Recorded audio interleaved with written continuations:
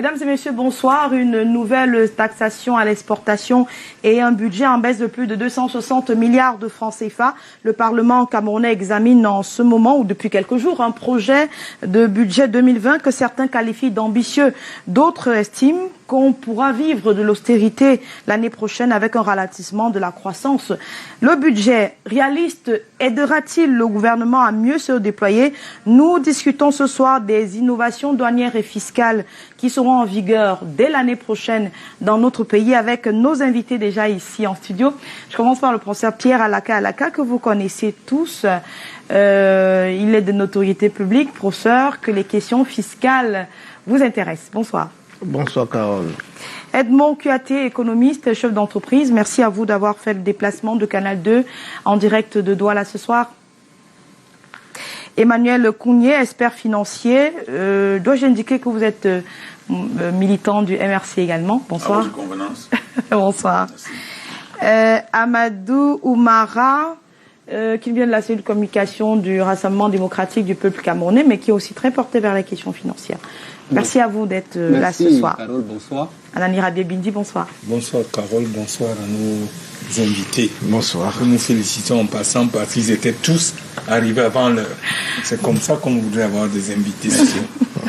Merci beaucoup. 4 951,7 milliards de francs CFA contre 5 212 milliards de francs CFA l'année dernière. Je commence par vous, Pierre Alaka. C'est un budget en diminution, donc c'est une bonne nouvelle? Une très bonne nouvelle qui se justifie.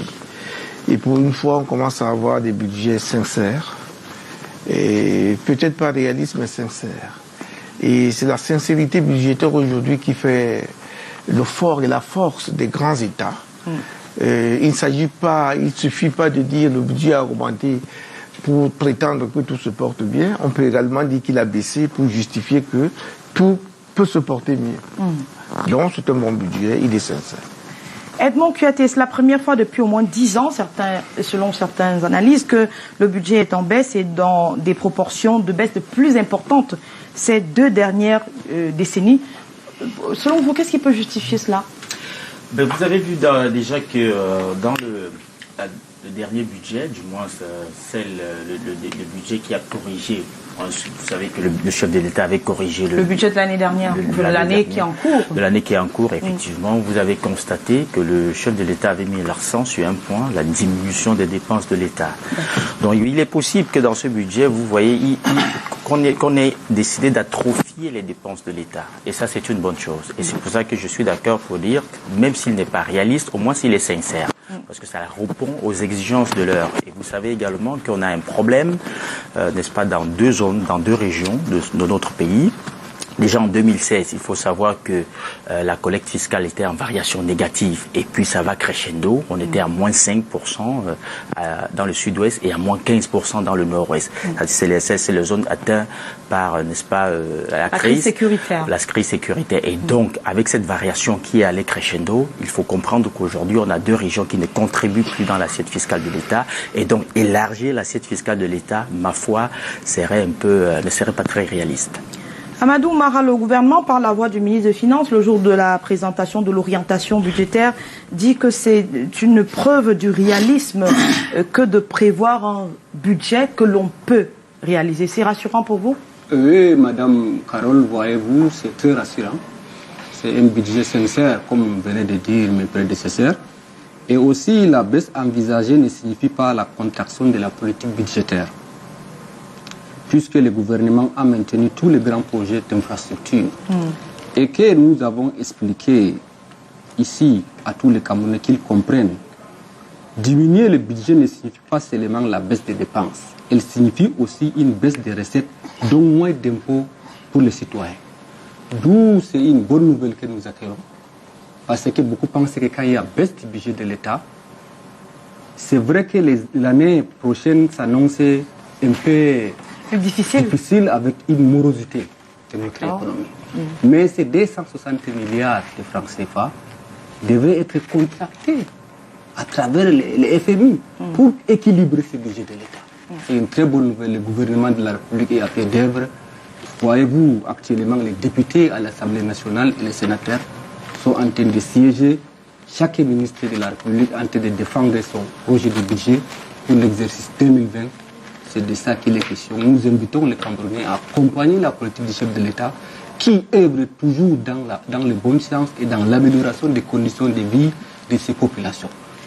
Emmanuel Kouni, moins d'impôts, une morosité peut-être annoncée en 2020, ce n'est pas des bonnes nouvelles pour les populations? Mais je suis étonné d'écouter ce que j'écoute là. Moi, je ne sais pas s'il s'agit du même budget.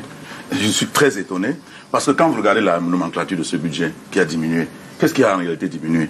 Ce qui a diminué, c'est peut-être les recettes pétrolières qui ont diminué. C'est-à-dire que la part des recettes pétrolières qui vont être, n'est-ce pas, mis dans le budget. Mais quand on regarde les recettes fiscales ont augmenté. C'est-à-dire que les recettes fiscales de 2019 étaient de 2712,30 milliards et aujourd'hui c'est à 2962. Ça veut dire que les impôts augmentent. Les impôts augmentent, c'est d'autres ressources qu'ils ne peuvent pas collecter. Par exemple, comment dirais-je, les emprunts extérieurs diminuent un peu parce que justement, il y a beaucoup il faut payer le service de la dette et puis ils ont été obligés, n'est-ce pas, de diminuer le budget, mais les recettes fiscales et douanières n'ont pas diminué, elles ont plutôt augmenté. Non, on va nous sortir des propos du genre résilience d'ici quelques temps. Or, on a même célébré on a même célébré la résilience l'autre jour. Moi, je n'ai jamais vu une économie où on célèbre la résilience. La résilience, ça veut dire la résistance face à la crise. Et on célèbre, n'est-ce pas, comment dirais-je, la prospérité, mais on ne célèbre pas la résilience. La résilience veut dire que les gens meurent tranquillement, tout simplement. Donc, moi, je pense que ce budget, il aurait dû... La diminution de 5% n'est pas suffisante. Parce que on constate que les recettes fiscales ont augmenté. Et si les recettes fiscales augmentent, ça veut dire que la pression fiscale augmente. Et ça ne peut pas être, n'est-ce pas, une très bonne chose pour les populations qui vont certainement vivre des pressions fiscales. D'accord. Messieurs, 5% c'est pas suffisant. Est-ce qu'on aurait pu faire mieux? Je voudrais vous entendre là-dessus.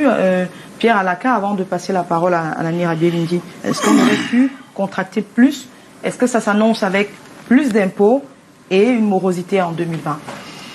Non, mais je voudrais dire que ce que dit Emmanuel Kouni peut se comprendre si on n'entre pas dans l'analyse profonde des politiques fiscales et budgétaires. La vérité, c'est que, je suis d'accord avec lui, que les recettes ont augmenté, mais les recettes ont augmenté simplement parce que on a élargi l'assiette fiscale, on a trouvé des poches nouvelles de collecte de l'impôt, là où l'impôt n'était pas collecté, notamment en matière de droits d'assises sur un certain nombre de produits, en matière d'augmentation des taxes à l'exportation sur un certain nombre de produits qui n'étaient pas taxés hier. On en vient d'ailleurs. Voilà. Donc, ça peut se comprendre, cher ami, ça peut se comprendre à ce niveau-là. Mais au niveau macroéconomique, il faut savoir que, de manière générale, il était constant que le budget allait baisser. Le NOZO, la Sonara qui brûle, et tout ça là, la CDC, le rétrécissement de l'activité, en tout point de vue, rétrécissement de l'activité au niveau de l'impôt sur le revenu, le rétrécissement de l'activité au niveau de l'impôt sur les sociétés, avec tout ce que nous connaissons. Donc, logiquement, là où on trouve, l'État a trouvé des poches au niveau de l'élargissement de l'assiette vers des poches, des niches fiscales qui étaient jusque-là non exploitées. Et je pense que ils se sont débrouillés à trouver ça, ce n'est pas mauvais. D'accord. Parce que sinon, ça aurait pu être plus grave que ça. Tout à fait. On en vient à Lani Rabié-Bindi, première prise de parole sur la qualification globale de ce budget. Est-ce que l'objectif pour vous, lorsque vous parcourez ce budget de gouvernement, c'est vraiment d'améliorer les conditions des vies des populations, ou alors ce n'est pas le rôle du budget? Non, le rôle de l'État, c'est toujours d'essayer d'améliorer les conditions de vie des populations. Mais maintenant, c'est comment faire. Il y a quelque chose, moi je ne suis pas expert financier, M. Pougny qui est là, M. Alaka, M. Edmond Kouyaté et Omara. La vérité qu'on n'a jamais dit dans ce pays, c'est qu'il y a moins de 40% de gens qui payent l'impôt. C'est vrai. Je ne sais pas si... Vous confirmez ces chiffres, messieurs les experts dans la fiscalité locale, la fiscalité nationale? Oui, c'est normal dans une économie qui est à 90% informelle. informels. C'est normal. Donc, Moins de ces chiffres ne peuvent 40% pas des être gens contestés. payent l'impôt. Et c'est pour ça que, en définitive, l'impôt paraît très lourd. Parce que quand le FMI dit, vous devez collecter 2500 milliards en impôts, et que les 40% ne payent pas les 60% qui restent, c'est sur eux qu'on appuie à chaque fois. C'est ça le problème dans ce pays. C'est la manière dont on perçoit les impôts. Je vous donne un exemple. Il y a un impôt qui m'amuse le plus, c'est celui de la CRTV. La redevance audiovisuelle. La redevance audiovisuelle. Celui qui C'est appartient à l'État du Cameroun, qui Et est c'est reversé à la le télévision plus- nationale. Et c'est le plus bizarre. Vous savez, on dit tous les employés qui travaillent dans les sociétés, la fonction publique, payent l'impôt. Mais parmi eux, vous avez des gens qui n'ont pas un poste de télévision. Et je connais des gens qui ont 5 postes de télévision, un dans chaque chambre, Et qui paye la même redevance. qui ne payent même pas. Ah, d'accord. Parce qu'ils ne sont pas employés, on ne peut pas leur tenir ça à la source.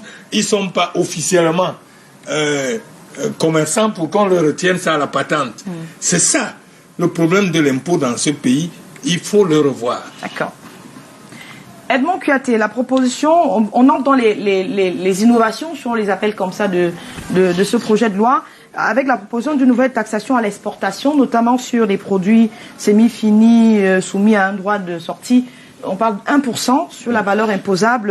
Est-ce que cela peut encourager la transformation locale et l'émergence d'un vrai tissu industriel?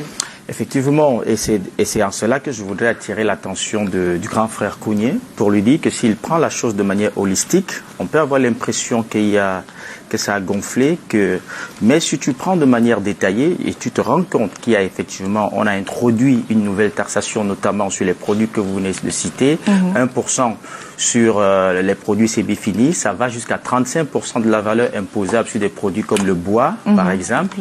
Vous allez vous rendre compte que ce sont des niches, n'est-ce pas, nouvelles, et je dis, ça va encourager justement la mise en place d'un outil de production locale. Pourquoi? Parce que, par exemple, lorsqu'on met 35% de taxes sur, par exemple, sur le bois, sur la valeur imposable du bois. Sur le volume par essence. Sur le volume par essence. Vous voyez que ça oblige les gens à transformer ça sur place. Mais moi, j'aurais souhaité qu'on aille plus loin, en mettant également une taxe ou alors une surtaxation sur l'importation des meubles, par exemple. Pourquoi? Parce qu'il faut décourager, justement, si vous encouragez les gens à transformer sur place, il faut décourager ceux qui importent. Je vais vous dire que tous nos bureaux, les grands bureaux dans tous nos pays, dans tout notre pays là, sont, n'est-ce pas, tous nos lits, tout le monde, tous ceux qui peuvent se construire une maison habillent leur cuisine, leur chambre avec des meubles importés. Vous savez que c'est trop cher. Vous voyez, par exemple, quand vous voulez acheter une cuisine complète, ça va vous coûter au moins 3 millions de francs. C'est moins d'un mètre cube de bois que nous vendons entre 500 000 et 700 000 francs. C'est énorme ça. Et donc il fallait surtaxer, n'est-ce pas, l'importation l'importation des meubles. Des meubles, par exemple, et justement maintenir cette taxe de 35% sur la valeur imposable, n'est-ce pas, de certaines essences. C'est très important. Ça aurait pu être abouti, Amadou Oumara, si on procédait par le mécanisme que Edmond Kouyaté décrit, parce qu'il y a un réel problème, c'est qu'il y a une grosse consommation des meubles importés, alors qu'on a du bois sur place qu'on produit, alors qu'on a de la main-d'œuvre qui peut le transformer, et la création des emplois. Oui, M. Kouyaté a été explicite à ce niveau. Il faut que nous encourageons la production locale. Si c'est encouragé, ça peut résorber les taux de chômage. D'où il est nécessaire que nous prenions les mesures dans les années à venir pour voir dans quelle mesure mettre des unités de transformation à ce niveau pour que nous consommions local. Oui, mais on ne pourra le faire que si on a une incitation locale à le faire. Bien sûr, on n'en a pas. Non, Madame Yemelon, voyez-vous, l'État peut encourager si on fait concurrence avec ceux qui achètent à l'extérieur et qui viennent vendre presque au même prix. Non. Si dans le cas où le gouvernement prend des dispositions pour qu'on incite les investisseurs locaux à fabriquer ces meubles dont il parlait, c'est une bonne chose. Parce que nous importons ces meubles, ils nous coûtent cher. Mais si nous produisons ces meubles ici localement, ils peuvent nous coûter moins cher et on a employé la main-d'œuvre locale. D'où ça sera une bonne chose. Et le taux de 5% qui a été fixé, voyez-vous, si on propose dans cette loi de finances qui est en cours d'être examinée par l'Assemblée nationale, les sénateurs, afin d'être adoptée et promulguée par le président de la République, chef de l'État, c'est une bonne période pour que tout ce que nous disons ici peut être pris en compte. D'accord. Parce que pour le moment, rien n'est encore adopté. Et je rappelle à mon camarade, mon co-panéliste par rapport... Parmi les priorités du gouvernement, il y a démarrage de construction des unités sinistrées de la SONAR. Parce qu'il faut que je rappelle les priorités du gouvernement par rapport à ce budget de 2020.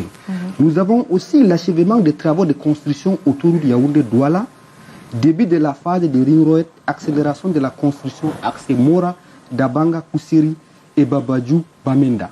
Et aussi la contribution à l'organisation. Mais c'est des projets qui étaient déjà dans la loi de finances l'année dernière. Hein. Mais tu sais ce qu'on appelle le report à nouveau? C'est quoi le report à nouveau?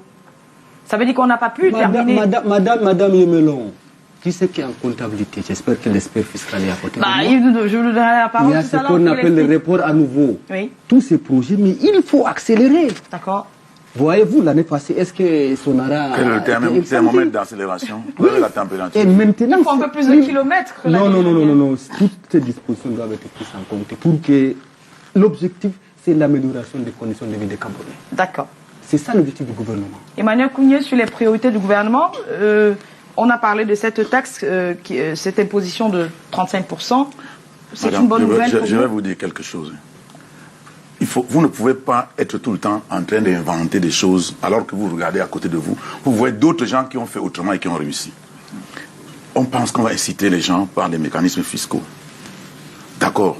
Mais nous avons vu au Nigeria à côté, quand il y a eu la chute des cours de pétrole, ce que le gouvernement a fait, le gouvernement a tout simplement demandé aux banques de diminuer le taux de réserve, de réserve obligatoire à la Banque centrale de 5%. Et a obligé aux banques de donner des crédits, c'est-à-dire de distribuer ces fonds-là comme crédit aux PME, et a obligé l'État, c'est-à-dire qu'une loi qui interdit à l'État d'importer un certain nombre de biens. C'est-à-dire que, comme on a parlé de meubles tout à l'heure, oui. Si vous êtes un service public, il vous est strictement interdit d'importer un meuble étranger. L'État est le premier client. Le premier client et achète, donne des commandes aux PME et paye ses factures pour pouvoir, n'est-ce pas, permettre relancer la consommation et créer des emplois, etc. Bon, à défaut de quoi, vous voulez dire, non, on va taxer ça pour que les gens, ça décourage les gens à acheter les meubles. Mais attendez, ça ne peut rien donner ça. Ce que l'État doit faire, c'est que l'État doit lui-même, en tant qu'opérateur économique, montrer l'exemple en s'interdisant à un service public, que ce soit une commune, que ce soit des services déconcentrés de l'État, d'acheter des meubles qui viennent de l'étranger, même si les meubles qui sont produits à l'intérieur ne sont pas de bonne qualité, on va commencer à consommer, et puis on va les mettre à niveau petit à petit, et puis ils vont pouvoir y arriver. Donc c'est ça qu'il faut faire. Il ne s'agit pas de dire les mettre en concurrence avec les autres, en les décourageant, parce que ça va coûter. Mais les gens vont acheter même très cher les meubles qui viennent d'étrangers, parce qu'ils auront besoin des produits qui sont finis et qui sont de bonne qualité. Plus de voitures sont chères, plus de voitures voilà. Donc ces méthodes, ça c'est les politiques publiques. Et cette politique publique-là de petits pas, parce qu'on nous dit, bon, on va aller progressivement, on va aller où progressivement? Là, c'est le Douala-Yaoundé. D'abord, c'était Douala-Yaoundé. Si on avait fait Douala-Yaoundé, on l'a dit plusieurs fois, dès qu'on aurait fait 60 km, on pourrait déjà exploiter l'axe de Sukribi, l'autoroute Sukribi. À défaut de quoi on a commencé à Yaoundé-Douala. Ils vont faire des années, ils n'arriveront jamais à Edea, ils sont même pas arrivés à Boumniebel, on ne sait pas quand ils vont arriver. Il faut regarder le temps qu'ils ont passé pour... Et puis nous constatons que chaque fois qu'on a fait 40 km, les gens sortent et viennent dire qu'ils n'ont pas été dédommagés, etc., ils bloquent les travaux. Et c'est les mêmes gens qui dédommagent les gens, qui s'en vont plus loin à 40 km, acheter des terrains à 10 francs, et puis ils viennent demander de les dédommager. Et puis ils passent le temps à faire cela. Et vous pensez que des projets comme ça vont arriver à terme quand? Donc il faudrait que l'État se discipline. Nous avons, n'est-ce pas, des personnes dans cette administration, dans cet État-là, qui jouent un rôle, qui sont intéressés d'une manière, un rôle trouble, et ça ne permet pas à notre économie d'avancer. Donc on ne pourra pas faire grand-chose avec ces gens-là, et c'est pour ça que nous disons qu'ils doivent faire leur introspection et comprendre que si le Cameroun a des problèmes aujourd'hui, ils sont les premiers responsables, et que le casting même qui gère cette affaire, vous ne pouvez pas prendre le même casting pour entrer dans ce budget aujourd'hui et commencer à nous raconter tout ce qu'on raconte. Les mêmes causes vont produire les mêmes effets. Moi, je ne m'attends à rien du tout. Pierre Alaka, je voulais entendre sur la question des droits de sortie, sur l'impact sur le tissu local et sur les priorités du gouvernement. Vous savez, il y a eu un tour de table, je l'ai appris, merci de me demander de revenir dessus. Anani Rabiou Bindji a dit quelque chose d'extrêmement important lorsqu'il a parlé de la CRTV. Je reconnais que ce n'est pas un impôt, c'est une redevance, mais je reconnais à la pratique que ce n'est pas une redevance, c'est une taxe. À partir du moment où c'est une taxe, ça devient un impôt. Et c'est là où le bas blesse, parce qu'il n'est pas allé au bout de sa logique, et je comprends pourquoi il est journaliste. Nous ne pouvons pas payer la redevance audiovisuelle qui existait, qui pour moi est devenue une taxe, dont un impôt, qui doit simplement bénéficier à la CRTV et ne pas bénéficier aux autres médias audiovisuels. Il faut un décret du président de la République. C'est le décret qui fixe comment est-ce qu'on... Il y a des fonds, on vous appuie, il y a des fonds privés. Je n'ai pas fini. Et ça encore, on peut encore le tolérer. Mais que aujourd'hui, toutes les télévisions camerounaises, je parle du Cameroun, font de la, comment vous appelez ça, la production, produisent des émissions, et que ce soit Canal+, qui commercialise ces émissions, que nous ne pouvons pas voir. Lorsqu'on n'a pas payé la facture de Canal+, alors qu'on a payé un impôt pour regarder la télévision, il y a un problème qui doit urgemment être réglé. L'économie de l'audiovisuel est un peu plus complexe. Non, pas du tout. Non, il faut qu'on soit sérieux. C'est vrai qu'on est habitué en Afrique à travailler et les autres mangent, nous on travaille et ils mangent, mais pas à ce point. Là, ça crève l'œil. Je ne connais peut-être pas l'économie de l'audiovisuel, mais moi, je paie la redevance audiovisuelle. D'accord. J'ai une seule télé, enfin un seul appareil de télévision. Il y en a qui en disent et qui ne payent pas. Moi, je paye. Maintenant, je paye, je veux regarder la CRTV parce que je n'ai pas payé la facture de Canal+. Canal+ me coupe la CRTV pour laquelle je paye une redevance. Ce point, il est important et il montre combien de fois nous acceptons d'être sous-développés. Rentrons sur le bois, Pierre Alaka. Maintenant, sur le bois, il y a une taxe à l'exportation. Et tous ces produits semi-finis, transformés localement. Tout ce qui a été trouvé comme niche. Mais moi, mon problème, c'est ce que, je ne sais pas si c'est Anani ou lui, qui a dit il fallait aller plus loin.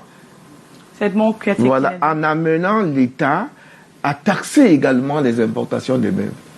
Mais logiquement, l'État ne pourrait pas le faire. Pourquoi? Parce que l'État ne peut pas se faire à l'Akiri. Le premier importateur des meubles de beaux salons, c'est l'État. L'État doit montrer sa bonne foi. Ça veut dire donc que pour montrer sa bonne foi, l'État doit d'abord s'interdire d'importer tout ce qui est bois de l'étranger et encourager soit l'artisanat, soit une petite industrie locale de bois pour qu'il y ait des mesures qui amènent l'encouragement de ce nouveau secteur d'activité qui va être plus bénéfique sur le plan de l'attractivité fiscale. Voilà ce que l'État... Ça se fait au Nigeria, excusez-moi, ça se fait au Nigeria à l'heure où vous en avez parlé avec une loi qui fixe une loi des conditions. Ça veut dire que l'État peut choisir, l'État à travers le président de la République peut choisir, parce que si on veut booster la croissance et on se dit que ce sont des secteurs qui sont importants, il va falloir prendre des mesures un peu plus drastiques que cela. Et c'est pour ça qu'une fois je parlais, il fallait qu'on crée la Sonara du bois.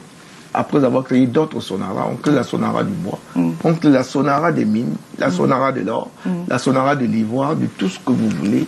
Et vous allez voir que l'État qui est si riche ne va plus être l'objet de prédation de la communauté internationale qui, au bout de cette prédation, et lorsqu'elle n'est pas satisfaite, a tout intérêt à nous déstabiliser. Maintenant, je reviens sur ce qui a été indiqué ici comme report en Europe en matière budgétaire. Avec tout le respect que je dois à mon... Amadou Mara. À monsieur Amadou. Je voudrais quand même lui dire qu'il existe une disposition en matière budgétaire qui date depuis, qui n'a jamais été supprimée, sauf si je n'ai pas lu mes livres, qui disait que lorsqu'on n'a pas dépensé son enveloppe budgétaire, et si on reverse dans les caisses du Trésor ce qui n'a pas été dépensé, parlons simplement, alors on perçoit, je crois, 2 ou 3% de cette enveloppe. Imaginez quelqu'un qui n'a pas dépensé 1 milliard. Vous voyez les 3 ou les 2% d'1 milliard. On lui donne ça, il met dans sa poche. Donc cette politique... Ah bon? Ça fait son bien temps. sûr, ça fait son temps. Ça fait son temps. Ça fait son temps. Mais aujourd'hui, ce qui se passe, quand on a obligé tous les gestionnaires des crédits à dépenser leur enveloppe budgétaire, ce qui s'est passé, c'est que les gens attendent toujours lorsqu'on va arrêter les engagements. Alors, pour les montants non engagés, ils s'assoient avec les percepteurs et autres... les contrôleurs financiers. Voilà, les contrôleurs financiers, ils s'assoient ensemble et puis ils font des engagements À l'appel. à l'appel pour tout le monde, les sommes restantes, en attendant de réaliser ou pas après. C'est peut-être ce qu'il a appelé report à nouveau des travaux. Mais la vérité, c'est que si il n'y a pas un contrôle, une évaluation sur l'exécution de ces projets, ces budgets d'investissement public-là, eh bien, lorsque l'argent va rentrer dans les caisses de l'État, eh bien, on va simplement décaisser et on va se le partager. Je vous ai indiqué les gens qui le font. Merci. Donc, il y a cette exonération du droit de sortie à l'exportation pour des produits comme la banane, les produits industriels manufacturés sur place, des produits notamment d'origine animale et non cueilletée. On sait ce que la banane représente pour le Cameroun. C'est judicieux d'exonérer de droits de sortie? Oui, pour certains produits, ça c'est une incitation à la production locale. C'est-à-dire que on encourage les gens, c'est-à-dire quand on lève cette taxe-là, on encourage les gens à produire davantage localement. Vous savez, l'une des priorités de l'État, c'est d'abord de se rassurer qu'il a réussi le challenge qu'on appelle la sécurité alimentaire. C'est la première sécurité d'une nation. Et donc, pour que vous ayez la propension d'aller conquérir le marché extérieur, il faudrait que localement, vous ayez réussi au moins à satisfaire les besoins locaux. Et donc, si les gens peuvent avoir à l'idée qu'ils vont produire suffisamment et qu'après avoir satisfait les besoins locaux, ils peuvent se permettre d'aller conquérir le marché extérieur sans avoir à beaucoup, n'est-ce pas, je vais dire à beaucoup s'époumoner pour payer une taxe à l'exportation, c'est tant mieux. Est-ce que ça entre en adéquation avec la mise en place des APE, par exemple? Non, c'est en adéquation avec la mise en place des APE. Parce que la première phase des APE prévoit beaucoup d'exportation, d'importation des machines qui vont servir à transformer sur le plan local. Sauf que c'est une incongruité, parce qu'en même temps, nous sommes submergés par le superflu des industries n'est-ce pas, occidentale, parce que ça entre gratuitement et donc ça coûte moins cher. Et donc il y a une problème de compétitivité avec les produits locaux, parce qu'on produit localement très cher et vous savez également qu'on a en cela le même problème va revenir. Nous, on a ce problème avec les monétaristes. On leur fait comprendre que quand on produit avec une monnaie très forte, on n'est pas compétitif, n'est-ce pas, en matière d'exportation. Et donc ça peut entrer en droite ligne, mais sauf que préalablement, il faudrait renforcer l'outil de production locale pour lui permettre d'avoir une masse de production conséquente. Parce que quand vous produisez de manière artisanale, vous ne pouvez pas être compétitif avec celui qui a une technique de production massive, industrielle. C'est pas possible. Donc, votre production artisanale a un type, n'est-ce pas, de consommateurs privilégiés. C'est des gens qui, par exemple, vous savez, aujourd'hui, il y a des gens qui veulent bien manger ce qui est bio. Ça coûte cher, mais c'est pas à la portée de tout le monde. Ici, nous parlons de la consommation massive. Et donc, il faudrait préalablement, je crois que justement, à l'occasion des APE, l'État avait mis en place ce qu'il avait appelé, n'est-ce pas, ils avaient appelé la mise à niveau des entreprises, renforcement des capacités, mise à niveau des entreprises. Mais il me semble qu'aujourd'hui, c'est pas une politique qui suit son cours. Ça aurait été très intéressant avec cette nouvelle taxe, avec cette nouvelle mesure-là, si on n'était pas exclu n'est-ce pas, de l'AGOA, si on n'allait pas être exclu de l'AGOA, parce que vous savez que l'AGOA avait ce site particulier, à la différence cette fois-ci des APE, l'AGOA avait ce site particulier qu'il acceptait non pas seulement les produits du sol et du sous-sol, mais aussi les produits manufacturés. Et donc, il y a beaucoup de pays qui en ont bénéficié suffisamment, notamment les pays de l'Est. L'Éthiopie, le Kenya, oui, ils ont beaucoup profité de ça. Pourquoi? Parce qu'ils ont réussi quelque chose de formidable que nous n'arrivons pas à faire. Alors, sachant qu'ils ont l'incapacité de production locale, ils ont fait quoi? Ils ont attiré les investissements extérieurs qui ont pris la coloration locale et qui ont mis en place des unités de production locale et ils sont allés vendre ça aux États-Unis. Ça, c'est ce que nous devrions réussir à faire. Donc, j'ai dit, cette mesure-là, elle aurait été impeccable si on n'était pas exclu de l'AGOA. Ça pouvait faire en sorte que les Camerounais pouvaient suffisamment, n'est-ce pas, pouvaient attirer des fonds pour renforcer leur outil de production locale, produire massivement et aller conquérir le marché américain qui était ouvert. Amadou Mara, le gouvernement a donné l'impression de minimiser l'impact de notre sortie de l'AGOA. Est-ce que vous sentez que ça a été pris en compte dans l'élaboration de ce projet de loi? Mais bien sûr. Voyez-vous, l'AGOA a été critiqué par beaucoup de pays. Et le Cameroun n'est pas le premier pays à sortir de l'AGOA. A été exclu. Oui, le Cameroun n'a pas été le premier pays. On a été exclu parce que nous ne sommes pas sortis des Encore que les raisons des exclusions ne sont pas les qualité mêmes. Des produits. Alors, nous savons tous, c'est ça, c'est les États-Unis d'Amérique. On ne peut pas revenir sur les débats. Les raisons pour lesquelles les États-Unis d'Amérique prennent cette mesure. Et nous savons tous, ils ont donné les raisons pour lesquelles ils souhaitent retirer le Cameroun de l'AGOA. C'est les États-Unis d'Amérique, nous savons ces derniers. Mais c'est un grand marché qui nous ferme ses portes. Non, ce n'est pas un très grand marché, Madame Yemelon. Tu sais que c'est 3%. De quoi?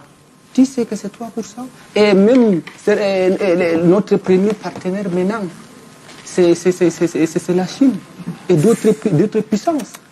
Et si maintenant vous dites que ça impacte vous me permettez, au niveau... Non, ça va pas être un dialogue. Non, mais parce que je préfère que tu corriges. Oui, mais parce que les seuls développés sont c'est de ça qu'il est question. Et maintenant, nous savons tous quand l'AGOA, beaucoup de gens ont récupéré ces retraits de l'AGOA. Le gouvernement a pris des dispositions et a sait quels seront les impacts de ces retraits, des États-Unis d'Amérique. D'accord, merci. Vous ne savez pas d'accord, je lui donne la parole et puis je reviens à vous, messieurs. Oui, le grand frère me permet. Parce que quand on dit des choses, il faut être très conséquent. Le marché le plus important au monde en termes de PIB global et en termes de PIB par habitant se trouve être le marché américain. C'est même pas le marché chinois. Même si on commerce le plus avec la Chine? Même si on commerce le plus avec la Chine, mais sauf que les conditions d'accès au marché avec une franchise sur la douane, c'est pas... Permettez. Quand vous dites que ce n'était que 3% de taille de marché, c'est la faiblesse. Vous soulignez la faiblesse et le manque de dynamisme de production camerounais. Lorsque quelqu'un vous dit « je suis prêt à consommer » et on vous parle là d'un marché de 400 millions d'habitants qui ont un pouvoir d'achat important, qui ont, n'est-ce pas, ce qu'il faut et qui consomment énormément. Quand ils vous disent nous sommes ouverts, nous sommes prêts à acheter, c'est à vous de faire preuve de dynamisme dans votre production et de ravitailler leur marché. Merci. Si nous sommes restés à 3%, c'est la faiblesse de notre production, ce n'est pas le tort aux Américains. D'accord. Pierre Lacasse, sur la question? Bon, moi, je n'ai pas grand-chose à dire sur la question. Je m'en fous des histoires de l'AGOA. Oui. Je ne peux pas envoyer mon pays entrer dans une loi d'un autre pays pour bénéficier de quelques avantages que ce soit. On a les bras, on peut travailler. Exactement. On a la tête, on peut réfléchir sur d'autres opportunités. Ce que je vais peut-être dire sur les exonérations de la taxe à l'exportation, moi je crois beaucoup plus que c'est une volonté, comme on n'a pas de monnaie et on n'a pas de devise, sauf si on exporte. Je crois que de mon point de vue, il s'agit pour l'État, avec la dernière crise des devises, d'encourager les exportations pour essayer d'avoir un maximum, je crois que Emmanuel ne va pas me démentir, pour avoir un maximum de devises qui nous permettrait justement d'importer les meubles dont on a parlé, avec des gros bureaux cossus et des moquettes et tout. Et des grosses voitures. Et des grosses voitures. Une voiture là, Du coup, c'est bon ou pas bon comme nouvelle? Pour moi, c'est pas bon. C'est pas bon. Pour moi, c'est pas bon. Pourquoi? Ben, parce que c'est pas bon. Emmanuel C'est pas Kounié, bon. vous seriez d'accord avec lui sur ce que cette exonération à l'exportation n'est pas une bonne nouvelle finalement? Non, l'exonération, l'exploitation. Avec sa permission, l'exonération, c'est comme si on se prostituait. C'est comme si nos produits n'étaient pas des produits de qualité. Et on dit vraiment, si vous exportez, vous ne payerez rien du tout. Surtout qu'on parle de la banane. Je reviens sur la banane parce que c'est un seulement. produit premium que le Cameroun propose à Le l'exportation. problème, c'est que, bon, nous pensons que avec cette exonération, notre produit va coûter moins cher sur le marché international et nous allons peut-être plus compétitif. vendre un peu facilement. Bon, Oui. Et avoir des devises. Et ça, nous allons perdre. Quand nous le faisons, nous perdons un peu de l'argent. Mais ce que je voudrais dire, c'est que j'ai assisté à une réunion. Je crois que c'était en fin juillet, à Tessawa, où le ministre du Plan, je crois que c'était dans le cadre de la deuxième phase du DSCE. Planification. Voilà, où il était question de la mise en place de la deuxième phase, où le thème était comment faire pour faire du secteur privé le moteur de la croissance économique et la transformation structurelle de notre économie. Bon, le thème était si bien dit. Alors, parlant même de la GOA, il faudrait que nous, on sache que quand on pense que le secteur privé doit porter, n'est-ce pas, la croissance et la transformation structurelle, ça suppose que nous allons entrer dans une nouvelle chaîne de valeur. Je prends un exemple. Si vous allez, prenons un exemple tout simple, ici à côté de vous au marché Sandaga. Vous allez le matin voir les camions qui viennent de Fumbo ou de Mbouda ou je ne sais pas où avec des tomates. Vous allez au marché, on va vous dire, le cajou décassé coûte 1000 francs, les écrasés coûtent 600, les tomates en bon état coûtent bon. Ça veut dire quoi? Ça veut dire que le monsieur qui vient avec son camion, avec sa tomate, perd une partie de sa production, tout simplement parce qu'il y a le transport, et puis le problème, c'est le conditionnement. Le conditionnement. Ça, c'est une chaîne de valeur qu'on peut exploiter. Vous allez, par exemple, ici, là où on appelle village, Carrefour, Elf, ou bien à Yaoundé, en Ban, vous allez voir des régimes de plantains qui pourrissent sur place, dont les gens produisent, ils n'arrivent pas à écouler, mais ils ne peuvent pas non plus, ils vont jeter leur production. Donc, il y a de la matière là-bas. Le produit doit d'abord, il faut déjà qu'on réfléchisse sur le conditionnement du produit pour qu'on soit sûr au moins que la quantité de produit, que le travail de l'agriculteur n'est pas perdu. Alors, si nous pouvons avoir un conditionnement, travailler au moins sur le conditionnement, nous pouvons avoir de la matière à exporter en grande quantité. Donc, il y a beaucoup de choses qu'il faut faire et je crois qu'il faudrait qu'on essaye d'amener les opérateurs économiques locaux dans un certain nombre de chaînes de valeur pour leur permettre d'avoir la plus-value sur les produits qu'ils produisent, si je peux me permettre cette autologie. Donc, moi, je crois qu'il y a beaucoup de choses à faire. Les politiques publiques ne suivent pas. Elles ne suivent pas. C'est-à-dire que l'économie doit obéir, n'est-ce pas, à un certain nombre de vecteurs, à un certain nombre de choses. Donc, et quand nous ne sommes pas dans tout cela, nous parlons seulement des taxes, etc. D'accord, mais on va passer le temps à se taxer, c'est-à-dire à grappiller sur nous-mêmes, et nous allons rentrer dans ce que j'ai dit tout à l'heure, ce que nous appelons la résilience. Et on va tellement résister qu'on va mourir dans la résistance. Quand la croissance va repartir, je pense qu'il y a autre chose à faire. Il faut qu'on réfléchisse sur les vraies politiques publiques qui vont libérer l'économie afin que les gens puissent travailler tranquillement, payer leurs impôts normalement et qu'on puisse avoir la plus-value sur nos produits et qu'on puisse vendre à l'étranger. Et je pense que le fait de dire qu'on va exonérer, et l'exonération même, vous me permettez 30 secondes, je vous signale qu'en 2017, l'État a accordé des exonérations aux sociétés pétrolières et à la fin, la SNH a déclaré que l'État avait perdu 374,6 milliards de recettes à cause de ces exonérations. Parce qu'on était à une période où les cours avaient chuté et on pensait qu'il fallait faire de la recherche, etc. On a exonéré. Les gens ont pris l'argent. Ils se sont rendus compte qu'en faisant ces recherches et en investissant même dessus, ça ne devait rien donner. Ils n'ont pas investi. L'État a une perte sèche de 374 milliards. Donc, quand vous faites ça, vous avez une politique publique mal orientée, vous payez cash. Et on a payé 374. On parle des mesures incitatives à la réhabilitation des zones économiquement sinistrées en Anira-Biebindi, notamment le nord-ouest, le sud-ouest et l'extrême nord du Cameroun, avec près de 120 milliards de francs CFA dans le budget donc alloué à leur reconstruction. C'est une bonne nouvelle pour vous, alors qu'on sait qu'il y a un plan d'urgence qui est déjà mis en place, notamment dans les régions du nord-ouest et le sud-ouest. Certains parlent du double emploi. Oui, certains parlent du double emploi. Il y a un plan d'urgence. Il y a ça. Est-ce que le plan d'urgence a réussi à faire ce qu'il fallait faire? On ne l'a pas encore audité. Hein. Enfin, oui. Peut-être le détail fait. Et... On l'a pas encore audité. Le sait. Nous avons vu, nous avons constaté que ça n'a pas marché, que ça ne suffit pas. Pas que ça n'a pas marché, ça ne suffit pas. C'est-à-dire, il n'y a jamais de mal à ce qu'on en fasse trop. C'est-à-dire, nous avons deux zones. où il faut pratiquement tout refaire. On a fait un plan d'urgence, on rajoute encore 120 milliards sur celui dont vous dites. Moi, je ne crois pas que ce soit une mauvaise chose. Je crois que le gouvernement a vu que ce qu'on a fait n'est pas suffisant. Amadou Mara, le gouvernement propose une taxation accrue sur des produits décapants. L'hydroquinone notamment, avec des droits d'assises de moins 50%. Est-ce que pour vous, ça peut freiner la consommation d'un produit qui semble être prisé sur le marché, ou alors c'est un besoin de protéger la santé des Camerounais? Merci beaucoup, Madame Yamelon. Voyez-vous, la santé des Camerounais fait partie aussi de la priorité du gouvernement. On appelle ça vulgairement les Djangsang. Madame Yamelon, vous êtes très belle avec votre terre naturelle. Merci beaucoup. Pourquoi les gens utilisent les produits qui ont l'hydroquinone? Mais pour plaire à certains gens aussi qui ont bien envie de voir des femmes Madame qui ont la Yamelon, peau nous sommes des jaune. Africaines. Oui. Et respectons l'Afrique. Parce que l'Afrique ne peut pas quand même se développer à travers les changements de couleur de la peau. Surtout, on sait qu'au point de vue santé, ça a des conséquences. Ça fait problème. Ça, c'est une bonne chose, c'est une bonne mesure sanitaire pour essayer de décourager l'importation de ces produits. Dans certains pays, je pense que c'est en Côte d'Ivoire, il est répréhendé de vendre ces produits qui ont de l'hydroquinone, qui peuvent nuire à la santé humaine. C'est vrai que la jeunesse actuelle aime trop ce qu'on appelle la mondialisation avec ces produits décapants pour changer la couleur de la peau.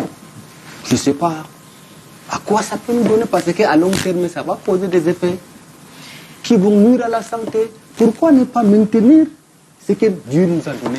Parce que si ton teint, c'est le teint naturel. Économiser de l'argent. Et économiser de l'argent comme vous pensez que le gouvernement a vraiment tablé sur l'aspect santé, ou alors comme les droits d'assises sur le tabac aussi, qui sont passés de 25 à 30%, c'est vraiment une question de priorité de la santé? J'aurais participé à ces travaux que je ne me serais pas limité à 50%.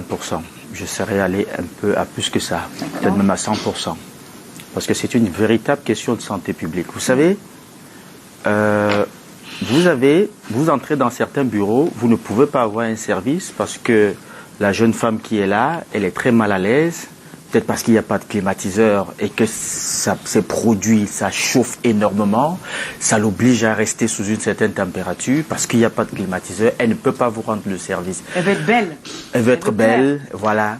Et donc, c'est une véritable question de santé publique. Et je dis, moi, j'aurais participé à ces travaux-là, que j'aurais poussé un peu cette taxe à 100%. Franchement, c'est une question de santé publique. Mais je voulais poser une question au grand frère Alaka. Oui. Parce qu'il semble dire que le fait d'exonérer certains produits et qui va générer bien sûr les devises, parce que je suis d'accord, il faut diversifier nos sources, n'est-ce pas, de devises. Le pétrole, le bois, les produits de rente ne suffisent plus. Je crois qu'aujourd'hui, il faut aller conquérir le marché international avec des produits manufacturés et avec des produits agricoles. Mais grand frère, est-ce que c'est parce que l'État a un très mauvais comportement? Parce que je suis d'accord avec lui, c'est le plus mauvais exemple en la matière.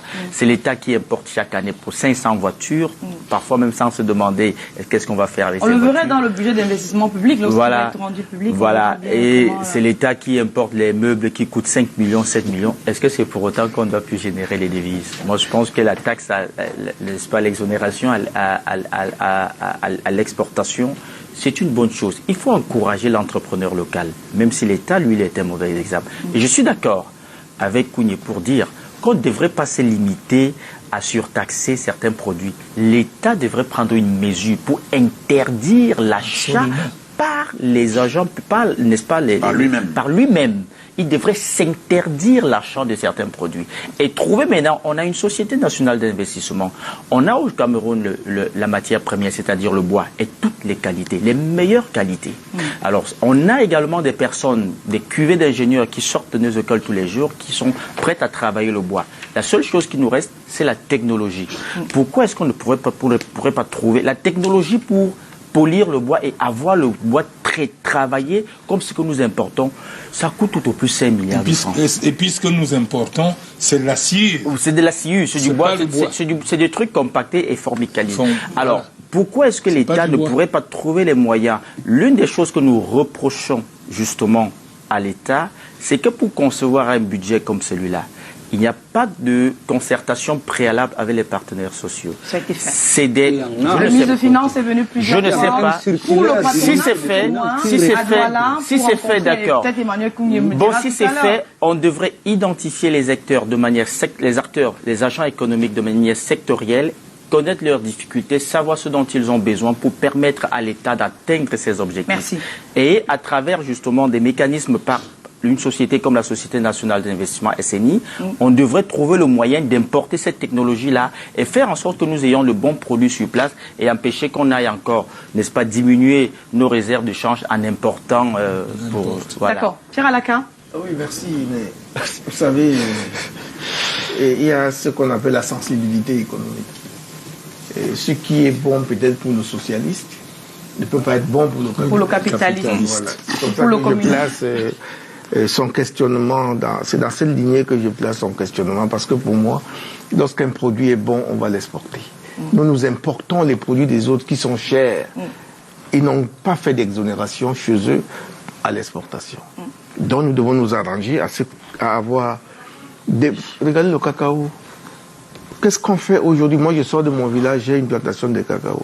Les gars, ils volent en brousse, ils le vendent à l'État, et à l'état non fermenté. Les coxeurs. Voilà, aux coxeurs. Et les coxeurs, qu'est-ce qu'ils font? Ils mettent le cacao immédiatement au soleil pour l'eau. Alors que le cacao a une fermentation de 3 à 4 jours. C'est un exemple.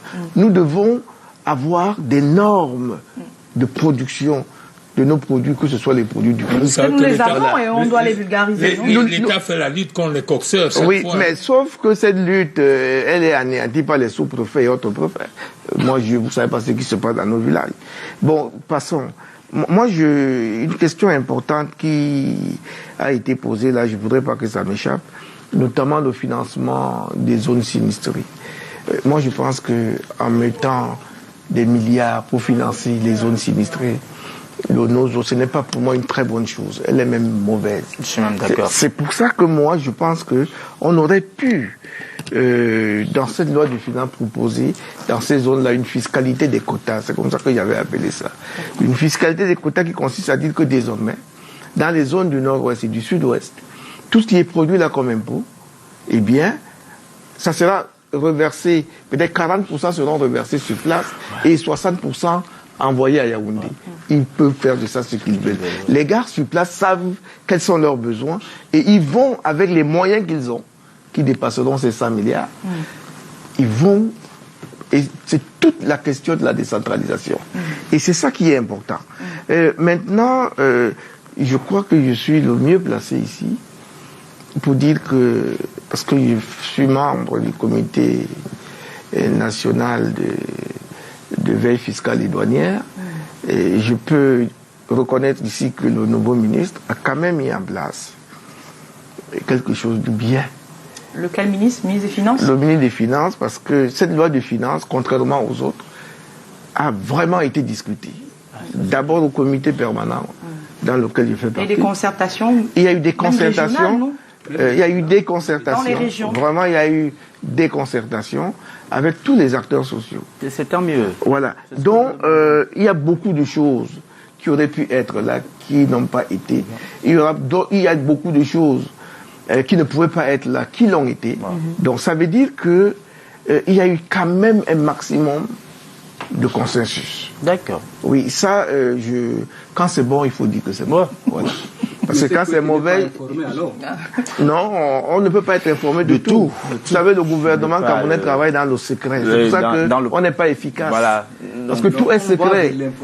Non, je ne peux pas être informé de tout. Maintenant, si on ne l'informe pas. Si on ne l'informe pas. Je voudrais que Pierre Alaka termine. Maintenant, sur l'idée de l'imposition des cosmétiques avec les produits qui décavent la vie. Et le tabac. Depuis peut-être 10 ans, c'est la meilleure mesure fiscale en matière sociale et sur le plan de la santé qui a été prise. Ça, il faut féliciter ces gens-là. Ils commencent à être intelligents. Il faut les féliciter. C'est vrai. Parce que vous ne pouvez pas vous imaginer les dégâts que ça cause. C'est énorme. Donc, et puis, le premier dégât est psychologique et moral. C'est-à-dire que le nègre que je suis pense que pour être beau, il doit être blanc. Est-ce que vous trouvez ça normal? Non. Après, Moi, je demanderais même aux gens, comme on veut, non? je demanderais même aux gens d'éviter les filles brunes. Oula. Au moins là, elles prendront conscience qu'elles doivent plutôt, au moment où les blancs, vous les voyez, se noircissent, Se bronzent se bronzent le corps, d'autres veulent être noirs par la force. Vous avez vu les footballeurs, quand il allait le maillot, il y a des endroits qui sont noirs, mais comme la peau a aussi la tête dure, un peu comme celle qui se décale, il y a toujours des parties qui restent noires. Et c'est en ce moment que nous, on pense qu'on doit... Non, c'est pas normal. C'est une très bonne mesure. C'est bien compris. D'avoir mis à 50% les droits d'assises. Et retenez toujours que les droits d'assises, c'est un impôt qui a deux buts. Pénaliser les plus riches, lutter pour préserver l'environnement et lutter pour préserver la santé des citoyens. C'est le rôle de cet impôt, les droits d'assises. Bien compris. Voilà. Emmanuel Kounié, sur la question de la santé, vous ne vous êtes pas exprimé ou alors Non, je pense que c'est un épiphénomène. Moi, je crois que vous avez vu, même chez les Blancs, même en Europe, en Occident, tout le monde sait que le tabac nuit. On demande d'écrire le tabac nuit à la santé, et puis on essaie de taxer. On essaie de taxer ça le plus possible. Bon, ceux qui veulent mourir, à charge pour eux d'aller prendre le tabac. Au moins ils savent. Oui, ça. C'est le rôle de l'État de conserver tous ses contribuables. L'État ne peut pas devenir. Au moins ils enrichissent l'État. Ne peut pas devenir très pédagogique sur des sujets périphériques comme cela, et sur des sujets qui le concernent, pour lesquels on l'attend, il ne fait rien, il commence à s'occuper, n'est-ce pas, des sujets de cette nature. On a parlé tout à l'heure, le professeur Alaka a parlé tout à l'heure du fait que ce budget a été discuté et que on se rend compte que les gens ont essayé de faire un effort. Mais je me continue à m'interroger par rapport à ces gens-là. Vous vous souvenez que en je crois que c'était décembre 2017, le chef de l'État a fait un discours et a dit qu'on devait mettre un point d'honneur sur le paiement, n'est-ce pas, de la dette intérieure. Et ils se sont rendus compte que les PME avaient près de 560 milliards de dettes. Ça remontait un peu. Alors, qu'est-ce qui s'est passé? Le nouveau ministre des Finances dont il parle est devenu ministre des Finances, et puis il a commencé par auditer. 3 mois après, l'audit était terminé. Le premier décaissement, c'était 13 milliards, ce que les entreprises ont eu. Et on attendait qu'on continue à payer, parce que quand on dit 560 milliards, il y a des entreprises qui sont mortes. J'ai entendu la presse annoncer un deuxième paiement. Un deuxième paiement, mais je peux vous signaler qu'au moment où on attendait le deuxième paiement sérieusement, il a commencé plutôt à s'occuper des fonctionnaires fictifs, etc. C'est-à-dire qu'une politique itinérante sur brûlis. On brûle, on avance, on brûle, on avance. Alors aujourd'hui, on ne peut pas vous dire exactement ce qu'on a fait de ces 560 milliards. La dette est là. Et ces PME sont en difficulté, d'autres sont mortes, d'autres sont agonissantes, etc. etc. Les chefs d'entreprise, lors de cette réunion dont j'ai parlé tout à l'heure au Sawa Nouveau-Thème, ont insisté justement sur la nécessité d'éponger sa dette. Mais l'État ne fait rien. Donc il faut comprendre. Moi, d'accord, sur la même question, je voudrais que Pierre Alaka réagisse d'abord. Je reviens à vous pour continuer. Emmanuel, vous voulez regarder là où on chute, mais vous ne voulez pas regarder là où on a buté. On a buté justement parce que lorsque, on l'a dit ici au départ, les enveloppes budgétaires sont octroyées par l'Assemblée et promulguées par le président de la République, les engagements tardent à être faits. Les engagements commencent généralement 6 mois après. Ça veut dire que les billets d'investissement public qui sont dans le billet d'investissement, il n'y a pas eu des études préalables. Les gens ont simplement, avec un big, on va faire un pont à Bakwa, on va faire 2 salles de classe là-bas. C'est plus sérieux que ça. Non, c'est comme ça que ça se passe. C'est comme ça que ça se fait. Et donc, Amadou Oumar, laissez passer ça. Et donc, quand le moment des engagements arrive, il reste peut-être 5 mois, d'accord, et on donne donc ces marchés à des gens qui s'endettent, qui vont chercher des concours bancaires, d'autres dans des tontines, et qui ne peuvent pas réaliser parce qu'on a arrêté, qui ne peuvent pas non seulement réaliser parce qu'on a arrêté les engagements, qui ne peuvent pas non plus être payés parce qu'on a arrêté les engagements. Mais je vous ai expliqué le phénomène des engagements en retard. Bien sûr. Et on arrive à ça, au lieu de payer ces gens-là, on se partage l'argent. Et ça devient la dette intérieure. Bon, mais s'il vous plaît, madame. Oui. Amadou Oumar réagit, je reviens à vous. Parce qu'il estime que ce n'est pas... Mais je suis d'accord avec toi. C'est plus sérieux que cela. C'est toute une procédure. Les projets remontent de la base, non? C'est toute une procédure de l'appel d'offres jusqu'à la liquidation du marché. Je suis vraiment un peu désolé de dire de manière unanime, M. Kounié et le professeur, c'est mon ancien d'université, le professeur Alakar, disent qu'on note, ça passe. Non. Il a parlé par rapport au retard des paiements. Il a assisté au tel par rapport à une concertation sur comment le secteur... Et maintenant, la deuxième phase de paiement est en cours. Lui-même, il a des informations, M. Kounié. Et aussi, il a dit... On parle de la dette intérieure des PME payée par le ministère des Finances. Oui, et il a dit qu'il y a une coïncidence avec les fonctionnaires fictifs. Savez-vous qu'il y avait beaucoup d'argent qui rentrait dans les caisses d'État à travers cette opération? C'est à féliciter le ministère des Finances. Voyez-vous, les personnels fictifs ont coûté beaucoup de milliards. Et les autres ministres des Finances étaient où? Il fallait peut-être sécuriser ça. Ce que je voudrais dire... M. Alamine avait commencé ce projet. Attendez, ce que je voudrais dire... Et pourquoi elle l'a pas joué? C'est la comptée de l'administration. Je voudrais dire ici, c'est que monsieur... Moi, lorsque je parle, avec ta permission, Emmanuel... 30 secondes. Vraiment Ce que je voudrais dire, c'est que monsieur Amadou, bon, le RDPC, j'espère que vous êtes venu avec votre rabot et votre pinceau pour mettre un peu la peinture et pour raboter un peu. Mais ce que je voudrais vous dire, cher monsieur, c'est que le vrai problème, parce qu'il faut qu'on le parle, qu'on le dise, c'est que ces fonctionnaires sont tous des opérateurs économiques. Tous ont des registres de commerce dans leur sac. Et effectivement, on a signalé en 2015, il y a eu le plus grand, c'est-à-dire la plus grande quantité de marchés fictifs que je ne voudrais pas, je ne vais pas donner le chiffre ici, parce que c'était faramineux. Parce que ces fonctionnaires, justement, à ce moment-là, ils font des bons de commande, ils cachètent eux-mêmes, ils remplissent, ils s'en vont, avec leur registre de commerce, prendre directement de l'argent pour mettre dans leur poche. Il me souvient que l'ancien régime, peut-être, a fait certaines choses qui peuvent être critiquables, mais c'était quand même interdit aux fonctionnaires d'avoir des registres de commerce. Donc, vous ne pouvez pas... Mais c'était interdit, est-ce que c'était appliqué? C'est appliqué. Les gens n'avaient pas de registre de commerce. Je veux qu'on avance. Les délits d'initiés de cette nature, où les gens sont des fonctionnaires, et ils sont des opérateurs économiques au même moment, ils sont dans les ministères, ils se donnent les marchés à eux-mêmes, les marchés fictifs, et ils touchent de l'argent. C'est ça qui plombe le budget de l'État. Donc, tant que vous ne l'avez pas fait, tout ce que vous êtes en train de contrôler là, les mêmes causes vont produire les mêmes effets. Il faudrait que, si quelqu'un veut être opérateur économique, qu'il cesse d'être fonctionnaire. Merci, monsieur. Sinon, on va terminer. Je commence par vous, Edmond Kouyaté. Qu'est-ce qui a souhaité pour ce budget? La mise en œuvre, on a parlé d'un budget ambitieux, réaliste, vous l'avez dit vous-même en début. Le problème, ce sera quoi? Le problème, ce sera l'implémentation, la mise en œuvre. Le prof vous a souligné quelque chose, mais vous semblez passer dessus. La part la plus importante dans ce budget, c'est le budget d'investissement. Mais vous savez, les ordonnateurs ont cette manière de s'intéresser beaucoup plus à la part de fonctionnement, parce que ça, c'est de l'argent qu'ils donnent vite, le carburant, les frais de mission et autres. Mais pour les investissements, ils traînent les pas.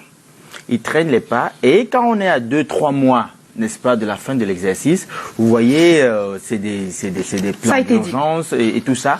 Donc, il faudrait le pari, c'est le pari de l'investissement dès le début de l'année. De l'investissement dès le début de l'année, c'est-à-dire que dès que le budget est lancé, il faudrait que les investissements soient lancés et donner le temps, n'est-ce pas, aux différents prestataires de pouvoir réaliser et de faire acheminer leur facture pour paiement à temps. Merci beaucoup. Amadou Oumara, le défi pour ce budget, c'est quoi? Vous voyez, à l'unanimité, à 80% c'est ce plateau, nous avons félicité le travail du gouvernement. Vous avez eu le temps de faire des statistiques. Moi, j'ai félicité toi. J'ai dit, toi, tu penses que je peux féliciter ces gens-là? Le professeur Alakar a dit c'est vous le 20%. C'est les meilleures lois de finances. Non, c'est ça. On verra ça à l'application. Et le président de la République prendra toutes les dispositions et il verra. J'ai la peine à écouter ça. Merci beaucoup. Bon, je voudrais dire que s'agissant de ce budget, le problème clé qui empêche la réalisation du budget n'a pas été évoqué. La maturation des projets. Les projets sont immatures. On va vous donner un dispensaire, vous allez arriver là-bas, il n'y a pas de site, ou bien vous trouvez quelqu'un qui a le titre foncier sur son terrain, il va vous perdre 6 mois, 7 mois, alors que vous avez gagné, ça ne pas le faire. Donc, on n'a pas parlé de la maturation des projets, donc les mêmes causes, comme j'ai dit, vont produire les mêmes effets. Je ne m'attends pas à grand-chose. Pierre Alakar, est-ce que l'État aurait pu trouver d'autres nouvelles recettes dans ce budget? Bien sûr. Bien sûr.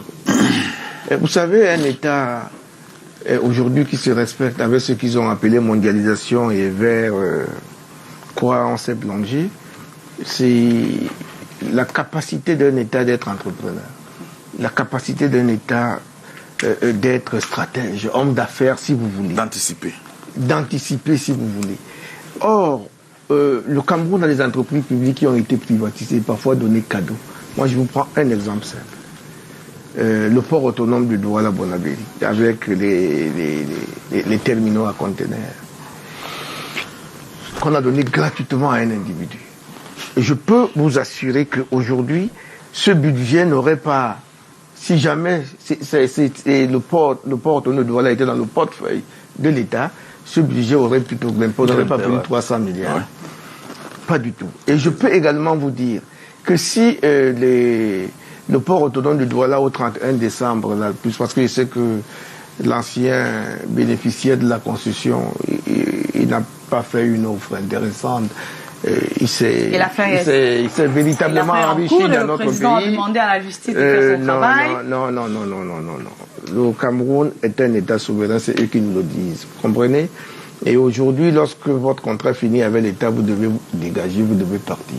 Et je voudrais terminer pour dire que le Cameroun a des possibilités de trouver ce qu'il a perdu avec le port autonome si jamais il reprend cette construction ou s'il donne à quelqu'un de plus sérieux, parce que le port autonome est capable, je pèse mes mots, de payer tous les fonctionnaires chaque mois sans qu'il soit besoin de recouvrer les impôts. C'est exact. Voilà. Je crois que voilà une piste que moi je peux proposer au gouvernement. Merci messieurs, merci à vous d'être venus, Emmanuel Kounié. Merci particulièrement à vous d'être venu promptement. Merci à toute la communauté camerounaise qui nous regarde du côté de N'Djamena. Coucou à vous et bien sûr nous espérons pouvoir adresser les questions de politique internationale et avec l'État, le Tchad de la CEMAC avec qui nous partageons des frontières. Nous avons eu à en parler, Anani Rabi Bindi la semaine dernière avec le sommet de la CEMAC à Yaoundé. Merci à vous donc d'être venus ce soir. Je vous dis à demain. En attendant, c'est le journal, juste dans quelques minutes. Merci de rester sur Canal 2 International. Bonsoir.